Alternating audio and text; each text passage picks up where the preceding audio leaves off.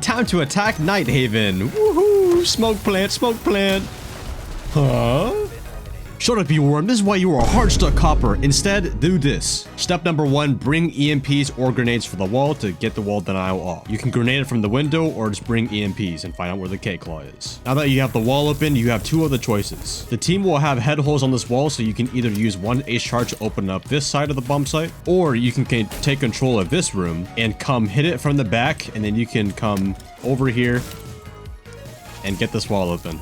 But either way, your main goal is to split the bomb site in half. Use most of the round to dedicate getting the map control and picks on your side. Just remember, when you get deep into the site, you're going to want to join the site before you enter. 99% of the time, you're not going to get the bomb down as everyone's already going to be dead. Oh, thank you, Legion. I'm going to follow you for more R6 tips. Alright, boom. You see it? That shit like light work like butter, bro. I can make these with my eyes closed. Pause. That sounds like something Yardy would say. The ability to reinforce. Number 2, you have an ability. Number 3, you also have a C4 in your pocket too. Or at number 3, you know, you're allowed to stay alive longer than a minute into the round. Sure, Warden minute needs to go. Actually, I might do that then. I might do a Warden. Don't use all of your canisters in the first 3 seconds of the round.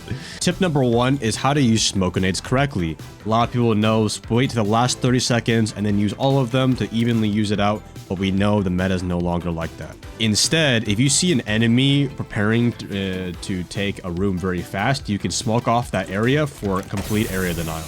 Now you have enough time to react and slow them down. So remember, it's okay to use smokes early, just don't use them for no reason. Number 2 is understand how to use Peeker's advantage with the shotgun. You're always going to want to be moving with the shotgun so you can get the best latency and see the enemy first. And if you don't know what I mean, Peeker's advantage is basically when you're abusing the latency of the server of your players moving around. For example, if I'm standing still like this, I am going to see him first like this and get the advantage on that. It's okay to hold still angles like this, but if you really want to take an aggressive fight, always remember to slide your angle. It's okay to hold a still angle, but if you want to get it, it's okay to hold a still angle, but if you want to go for a kill, keep your crosshair tight on the doorway and then shoot when you see him. Obviously, I'm going to shoot when I see him. Like, what the fuck? Why would I not? Do I roast Macy J in this? I don't think I do. I'm not that pity for views like Fett. Bro's roasting Macy J every single post I see. Macy J's just catching strays when he's not even on TikTok. And the third and best tip of all of them that all smoke mates must know is not to make rotates for your team, not to make head holes to contest for sight, but always shoot the goddamn radio. So to recap, we're going to want to use our smokes safely. Okay, I cannot mess it up. I have 1 more left. So to recap, we want to learn how to use our smoke grenades aggressively, make sight rotates for the team, and also know when to use Peeker's advantage with the shotgun. I hope this helped with your smoke gameplay, and follow for more Rainbow Six tips. Here are 3 tips for Warden mains in Rainbow Six Siege, and tag a Warden main below so they can see this. Number 1, Warden has a gadget, so if you actually press your ability button, he has a gadget. Wow. And so what this does, you can't get flashbanged, and you can also, if you stand still, you can see through smokes. If you see on the side of your screen, you have little scanners, which people are never looking over there. However, you can see through smokes. So this is very useful, especially when you're on site, because now Warden is a 3 armor. With Warden being a 3 armor, that means more on site, staying alive, and no more dying in the first minute. Number 2, Warden actually has a secondary C4. Wow, it's not just a 1.5 MPX, huh? So yeah, you can use C4. The C4, you can blow enemies up, you know. Just always remember, you always have a C4, so don't be dying with your hands. And a bonus tip, did you know Warden can also reinforce? Wow. Pro tips here, right? Oh, you know what you can also do? You can also... But yeah, if you go up to a wall, you can reinforce. This actually helps the team. Wow, right? And the third and most important tip is you don't have to die in the first 10 seconds. There's no one pressuring you. So if you feel pressure to get a kill on the scoreboard, you can just stay on site and get it a little bit safer, but you're allowed to stay inside the building. You don't have to die in the first 10 seconds and be a 4v5 on match point and loses the game when I was a game off champion. But yeah, to recap, you know, you're allowed to reinforce, you can have a secondary gadget, and best of all, he has googly gas glasses. Wow, really cool, right? So listen, fellow Warden main, he doesn't just have a 1.5 scope, you know, game sense is allowed too. Good luck playing Warden on site. I know you're going to be alive, you know, you're not on the drone phase watching this right now on your phone, so good luck with Warden. Here are 3 tips for Ashmains in Rainbow Six, so tag an Ashmain below that is always dead first. Number 1, on Clubhouse, you can actually get the bandits off the wall if you punch it down here and aim at the very, very end right here, and you will always get any kind of bandit charge off. Number 2, if you really want to do a sneaky Ash rush, instead of taking all the damage right here, and then you can actually do it in the very top left or right corner. That was intentional, don't worry. So if you want a damage-free Ash rush, you want to do it right on the top here. And then you're going to sprint in the door, look at my HP, no damage taken. And the third and best tip overall is definitely learn how to entry correctly.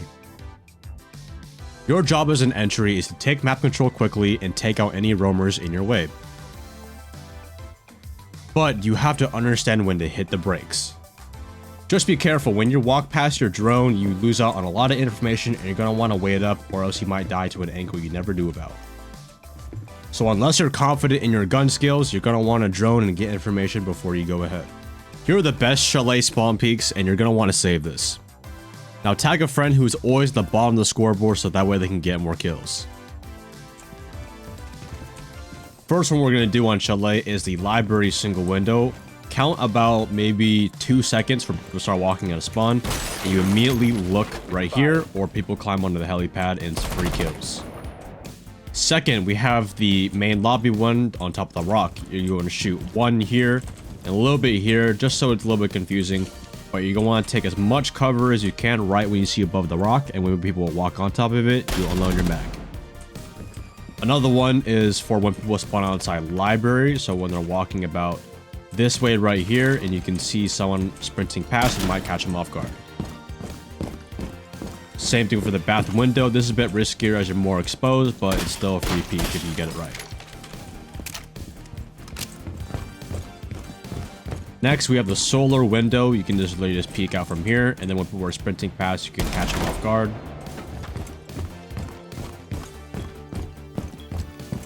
Here's a big window spawn peek you can see on top of the logs over here.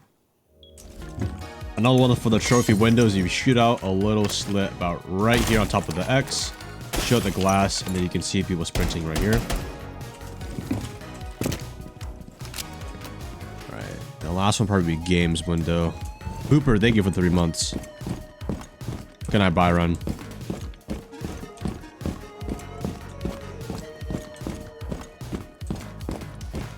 And the last one, this is very common, but if you want to know this one, you would shoot out the games window on the right here, shoot out the glass, and you can see people walking through right here.